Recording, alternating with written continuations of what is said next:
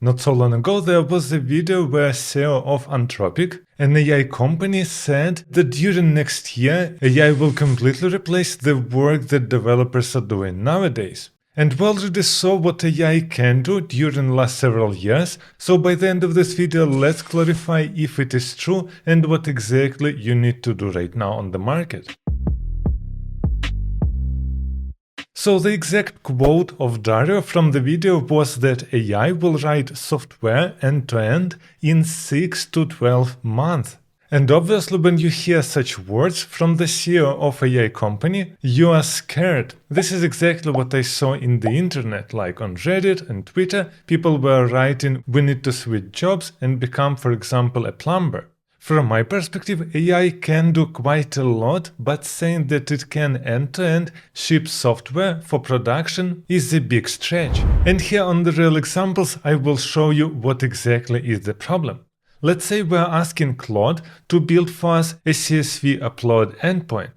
And here what code it generated for me. This is just a basic post request in Express server where we're parsing our CSV and row by row we're inserting it in the database. Does this code work? Yes. Does it have some problems? Let's have a look. We don't have here any validation. So what will happen if somebody uploads 5 GB file? We don't have any transactions, so if it fails, you will have partial data in your database. Additionally to that, you have here an SQL injection possibility, no detections for duplicates, and it is completely synchronous. This is why it will block the thread for huge files. And here you can see the production version of the code.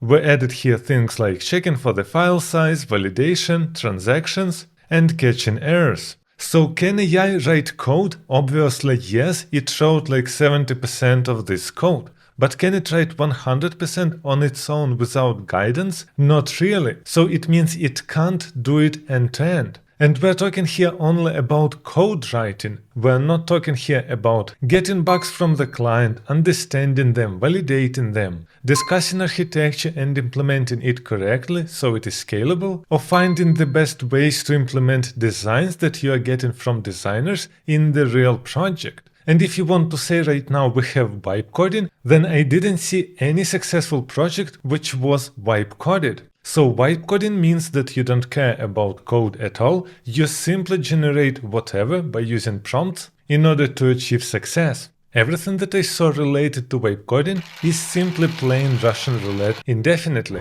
Which brings us to the next important question in 2026, which developers are threatened by AI?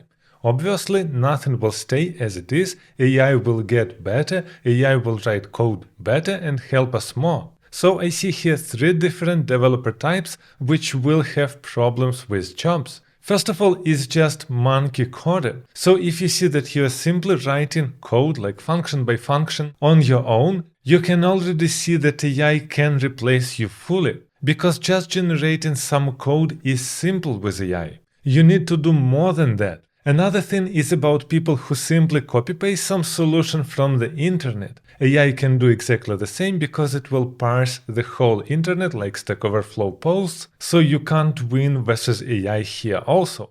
And the last one are developers who don't want to change. They are getting used to the ways how they are writing code, they like writing code, they were doing this for several years or even decades, and they just want to continue that. It won't be possible anymore, we have AI now, and a huge chunk of the code can be written by AI now. So the person that you should become is a senior developer who knows system design, architecture, can make good decisions, find bugs in AI code easily, and understands business context. This is exactly what we're doing in my middle to senior front-end bootcamp, where I help you to achieve a senior level and learn everything that you need to know for this position.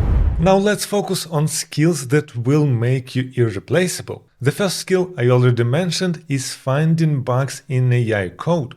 The main problematic is that previously we wrote code without AI, it was our own code, and the amount of code was much smaller. So it was easier to spot a bug, especially because the code was produced by ourselves. But it is not like this anymore, AI produces much more code, and you need to spot bugs faster in bigger amount of code. Again, only practice will help you here. Try to spend more time reading the code, checking pull requests, or simply analyzing code that was generated by AI. For example, if you see code like this with validation of the password, you need to spot problems that can happen in this code. First of all, MD5 is not the best way to implement password validation because you can crack these hashes. Secondly, there is no salt inside, and direct comparison allows timing attacks. The better and simpler solution is just to use a bcrypt library to compare the password and hashed password, which solves all these problems. And here is the difference. AI can generate code for you, but as a senior developer, you must know if this code good or not.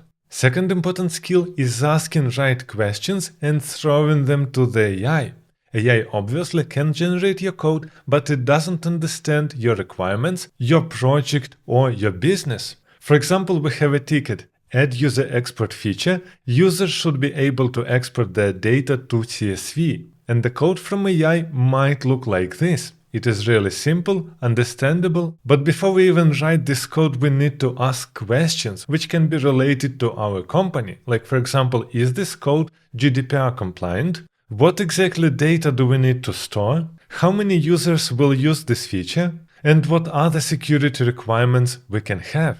And here is the real implementation that is far from AI result. Here we're using things like background worker, exporting exactly data that we need for GDPR, uploading to S3, sending email, and much more. The next important skill that you need to learn is system design. When you throw some task to AI, it simply knows how to implement this specific piece or this endpoint. It doesn't see your whole system, and even with tools inside your editor, it doesn't work reliable. Let's have a look on this example. For example, we need to implement a delete account feature. And here what AI would write. But if you're thinking about the whole system, then you have such questions. What about sessions of the users? This table will have orphan sessions. Secondly, what about tokens of OAuth? We need to revoke them. What about Stripe subscriptions? If we don't cancel them, then we will continue billing our users.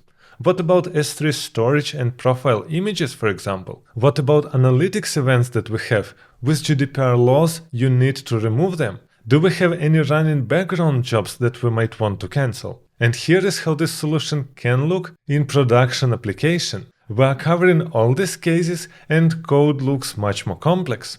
I still don't believe that AI will replace developer from start to the end, but it will be more as a helper or a junior developer on the side. And if you're serious about competing with AI by becoming a senior developer, I highly recommend you to have a look on my middle to senior frontend bootcamp, where we start with passing interview, learning things like system design, architectural patterns, algorithms, and much more. You can find the link to it in the description under the video.